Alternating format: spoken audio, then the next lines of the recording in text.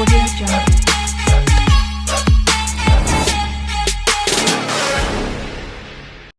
तो स्वागत है आपका फिर से अपने YouTube channel Shubham Sharma classes पे। ठीक है, तो आज गाइज हम बात करने वाले हैं क्लास 8 एनसीईआरटी बुक का साइंस का first chapter crop production and management.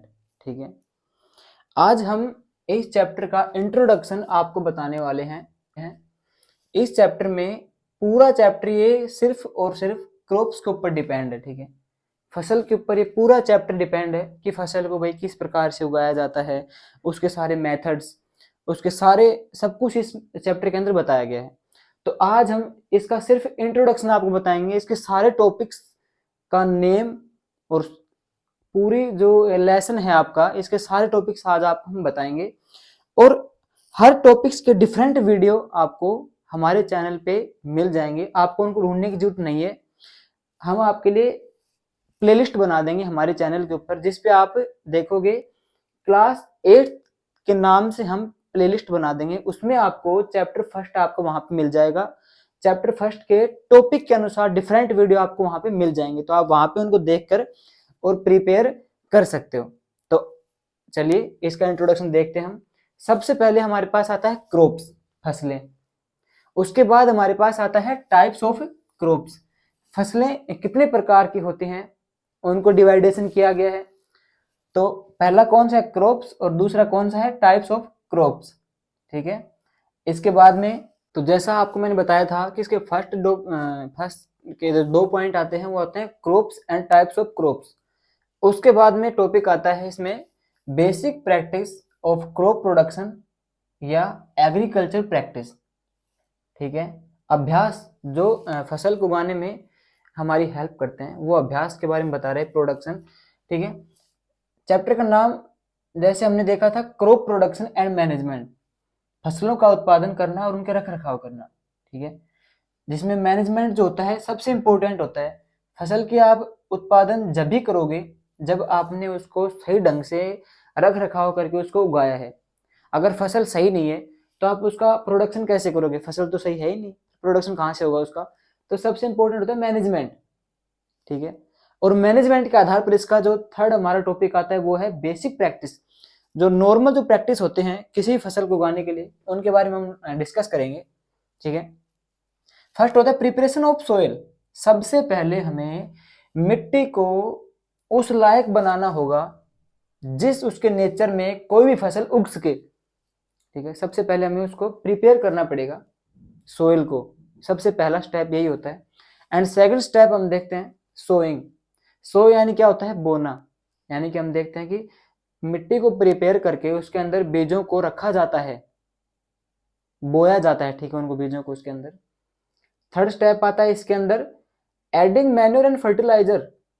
अब ये फसल को उगाने के लिए जो हमारा खाद होता है, मैन्योर क्या होता है, खाद जो नेचुरल होता है, और फर्टिलाइजर्स क्या होते हैं, उर्वरक होते हैं, जो क्या होता है, केमिकल से बने हुए होते हैं।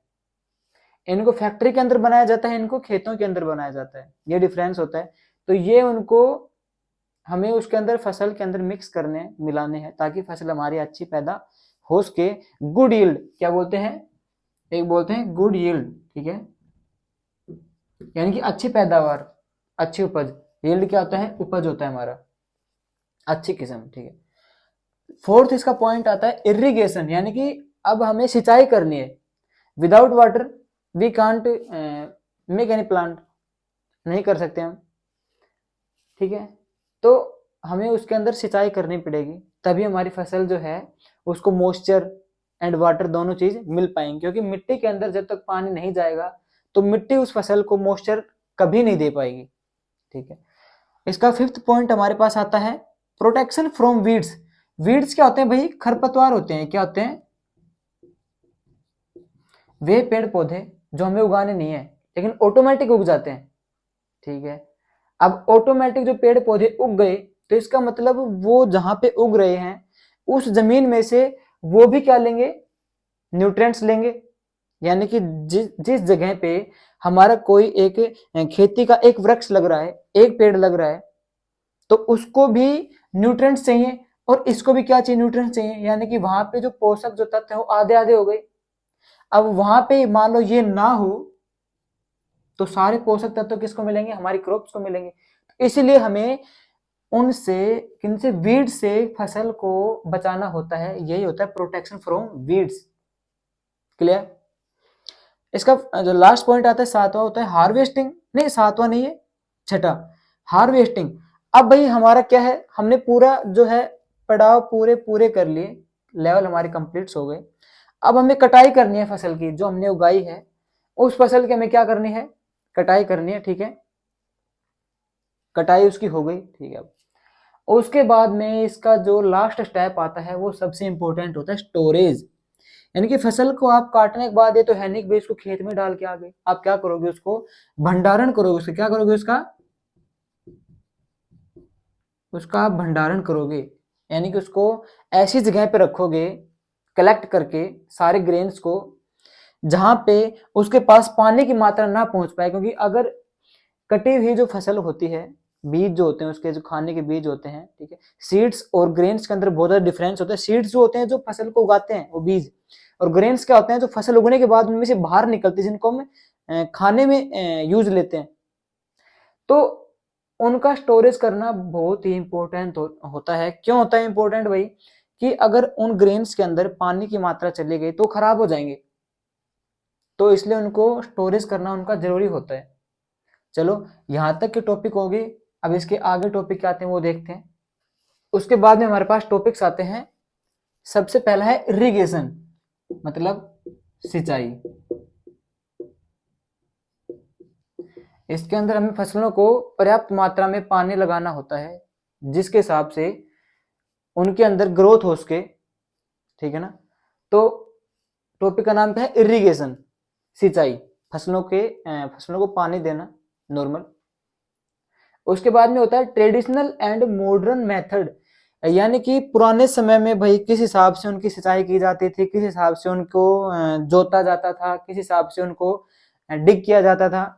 और अब के समय जैसे बहुत ज्यादा चेंजमेंट है पुराने समय में और आज के समय में, बहुत ज्यादा चेंजमेंट है। जैसे पुराने समय में मजदूरों के द्वारा खेतों में काम करवाया जाता था, आज उनका काम किन्होंने ले लिया, मशीनों ने ले लिया। जैसे पुराने समय में खेत जोते थे पशुओं से, तो उसको खेत को जोतने में काफी टाइम लगता था, मजदूरी लगती थी, लेकिन उसका समय आज बचाकर किन्होंने ले लिया, ट्रैक्टर्स ने। पहले वाले 8 घंटे में कोई काम करे थे, आज वही काम ट्रैक्टर जो है 1.5 घंटे में आराम से कर देता है, पैसे भी बचते हैं और टाइम भी बचता है। तो ये होते हैं ट्रेडिशनल पुराने समय के जो मेथड्स थे, प्रकार थे, और एक आज के मॉडर्न नए जमाने के इसके। ठीक है, उसके बाद में आता है स्प्रिंकल। देखिए यहाँ पे आता है हमारे पास 3 टाइप्स ऑफ इरिगेशन। कितने हैं भाई, फसलों के पानी लगाने के 3 प्रकार होते हैं। देखिए सबसे पहले तो स्प्रिंकल इरिगेशन। जैसे आपने खेतों में देखा होगा फव्वारे लगाते हैं छिड़काव करने के लिए। जैसे फव्वारे नहीं कूदते क्या, सभी जगह छिड़काव हो जाता है, वो होता है स्प्रिंकल, छिड़काव करना। हमारे पास एक नाम है स्प्रिंकल, अर्थ क्या होता है इसका, छिड़काव करना। ओके। ड्रिप इरिगेशन, ड्रिप क्या होता है, गहराई तक, मतलब डेप्थ गहराई होता है, लेकिन उसी में ड्रिप आता है, यानी कि प्रत्येक पेड़ के पानी लगाना। जैसे स्प्रिंकल क्या है, वो अपने आप ही सभी जगह पानी को फैला देगा। और एक होता है कि एक एक पेड़ में पानी लगाना, वो होता है ड्रिप इरिगेशन, एक एक पेड़ में जा जाके उसके। ठीक है, जैसे लाइन हमने रो लगा रखी है, रो कॉलम आपको देखिए रो कॉलम क्या होते हैं, एक लाइन वाइज जो पेड़ पौधे लगाए जाते हैं क्रम के अनुसार, तो उनमें पानी लगाना ड्रिप इरिगेशन की सहायता से होता है। ओके। अब देखिए harms of our irrigation, harms क्या होता है, नुकसान। ओवर इरिगेशन, ठीक है, क्या ये ओवर इरिगेशन, यानी कि ज्यादा सिंचाई करने से, यानी कि पेड़ पौधों को हमें उतना ही पानी लगाना है जितना उनको चाहिए, जिस पर्याप्त मात्रा में पानी लगाना है। अब ज्यादा पानी लगाने से क्या हो सकता है, फसलों का नुकसान हो सकता है, क्योंकि हर चीज पर्याप्त मात्रा में ही मिले तो ही सही रहता है। तो उनको ज्यादा पानी लगा दे तो भी क्या हो जाएंगे, वो वहां से नष्ट होना चालू हो जाएंगे, हार्म्स हो जाएंगे वहां से। ठीक है, उसके बाद में क्या टॉपिक्स आते हैं वो देखिए। आगे हमारे पास आता है टूल्स फॉर प्रिपेयरिंग सोइल, वे औजार जिनसे सोइल को हम प्रिपेयर करेंगे। फॉर एग्जाम्पल जैसे पुराने समय में हल जोतते थे बाई बुल यानी जो सांड होते थे उनसे जमीन को जोता जाता था, लेकिन आज उनकी जगह किन्होंने ले ली, उनको किसने रिप्लेस कर दिया, ट्रैक्टर ने, ठीक है ना। तो मिट्टी को प्रिपेयर करने के लिए जो टूल्स आते हैं, ये टॉपिक उनके बारे में है, जो आपको हम इसके टॉपिक्स के ऊपर विस्तार से वीडियो बनाएंगे, जो आपको मिल जाएगा, उसमें आप देखिएगा, ठीक है। यहाँ पे तो इसके नाम हमको आप बता रहे हैं, इसका इंट्रोडक्शन आपको दे रहे हैं हम, ओके। इसके बाद में क्या आता है, सिलेक्शन ऑफ सीड्स, अच्छी गुणवत्ता वाले बीजों को चुनना, किसके लिए, खेती के लिए, ओके। उसके बाद में ट्रेडिशनल टूल्स, ये देखिए क्या होता है, ट्रेडिशनल टूल्स क्या होते हैं, जो पुराने समय से जो टूल्स चलते आ रहे हैं उनका यूज करके खेती करना, ओके। पुराने समय से जो टूल्स चलते आ रहे हैं, जैसे मान लो हम फॉर एग्जांपल गांव की भाषा में क्या बोलते हैं, जैसे खुरपा बोलते हैं, फावड़ा, जैसे वो पुराने टूल्स हैं जिनको आज भी यूज करते हैं हम, लेकिन उनको कहा क्या जाता है, ट्रेडिशनल टूल, जो पुराने समय से हमारे परंपरा में चलते आ रहे हैं खेती करने के लिए, क्लियर। उसके बाद में हमारे पास टॉपिक्स आता है difference between manures and fertilisers. इसको मैं आपको थोड़ा सा समझा देता हूँ, बाकी तो आपको पता है, इसका जो पूरा वीडियो आपको नेक्स्ट वीडियो मिलेगा प्लेलिस्ट के अंदर। मैन्योर क्या होता है, ये खाद होता है, नेचुरल खाद होता है, काउ डंग्स यानी कि जो गोबर से प्रिपेयर किया जाता है, उसका डिकम्पोजिशन करके, अपघटन करके, और अपघटन कौन करते हैं, जैसे कैटल्स होते हैं, मवेशी, उनका जो अपशिष्ट होता है, चरागाह का जो अपशिष्ट होता है, उनको छोटे माइक्रो ऑर्गेनिज्म के द्वारा डिकम्पोज कर दिया जाता है, और उनसे फिर क्या बनाया जाता है, मैन्योर। नेक्स्ट, फर्टिलाइजर्स क्या होते हैं, they are made by chemicals in factories, इनको केमिकल्स के द्वारा फैक्ट्री के अंदर बनाया जाता है, ओके। ये होते हैं नेचुरल और ये होते हैं मैन मेड। उसके बाद में एडवांटेज एंड डिसएडवांटेज, सदुपयोग दुरुपयोग तो आएंगे, ठीक है ना। तो नेक्स्ट टॉपिक हमारे क्या थे इसमें, एडवांटेज एंड डिसएडवांटेज। उसके बाद में क्रॉप रोटेशन, कौन सा है, क्रॉप रोटेशन। इसके अंदर वो होता है, आपको पता है कि फसलों को उनके सीजन के हिसाब से उगाया जाता है, जैसे भाई ये गर्मियों की फसल है, इसको गर्मियों में उगाया जाता है, फिर सर्दियों की फसल आ गई, उसको सर्दियों में उगाया जाता है, जैसे उनका एक रोटेशन होता है कि भाई इस सीजन में ये फसल, इस सीजन में ये फसल, उसके हिसाब से उनको रोटेट, जैसे रोटेशन वैसे होता क्या है, घूर्णन होता है, कोई बार बार में चक्कर लगा रहा हो। अब किसका चक्कर लग रहा है, क्रॉप्स का लग रहा है, यानी कि फसलों का वह घूर्णन जिनके हिसाब से उनको डिवाइड किया जाता है कि भाई इस मौसम में ये फसल उगेगी, इस मौसम में ये फसल उगेगी, तो वो होता है क्रॉप रोटेशन। अब इसके बाद में कौन से टॉपिक आते हैं वो देखिए।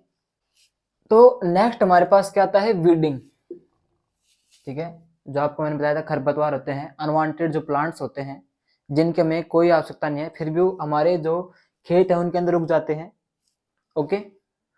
तो how to remove to weeds, हमें जो खरपतवार है उनको हटाना है। अब हटाएंगे कैसे, तो हमारे पास जैसे आपके पास दो मेथड थे, एक तो ट्रेडिशनल था और एक हमारा मॉडर्न था।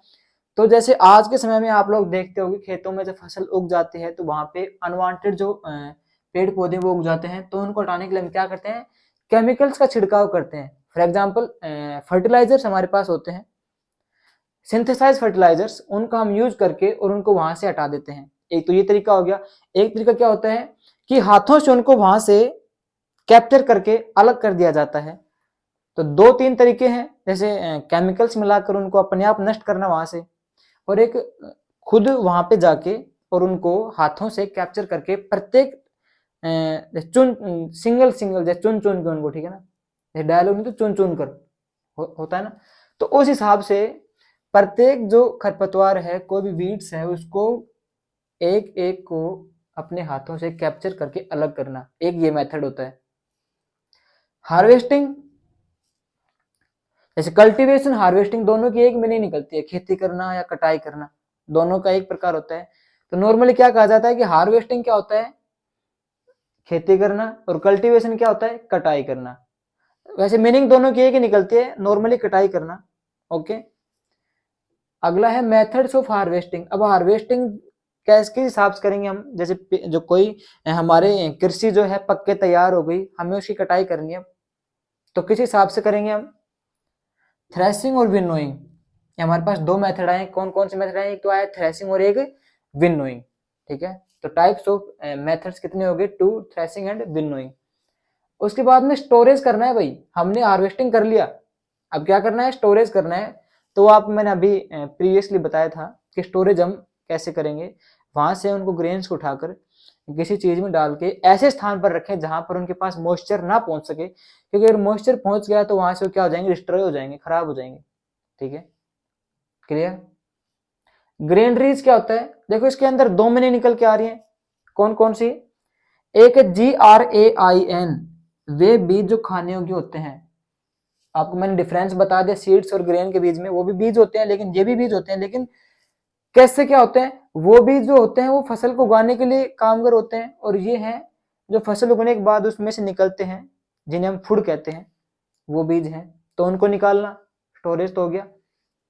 लास्ट हमारा इस लेसन का जो टॉपिक है वो होता है एनिमल हस्बेंड्री।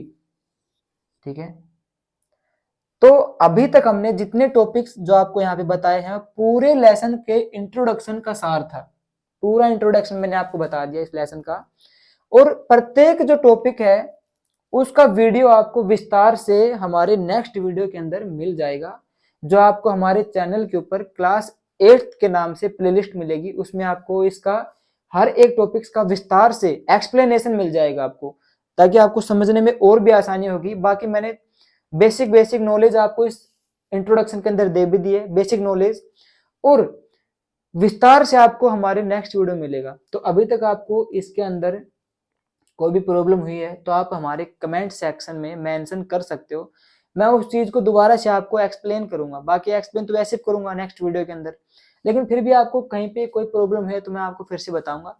और हम आपको अगर हमारा जो ये वीडियो है अच्छा लगा हो तो प्लीज कमेंट करना ना भूलें, और ऐसे ही आपको नॉलेज से भरे वीडियो हम प्रतिदिन लाते रहेंगे, जो आपको हमारी प्लेलिस्ट के ऊपर मिल जाएगा।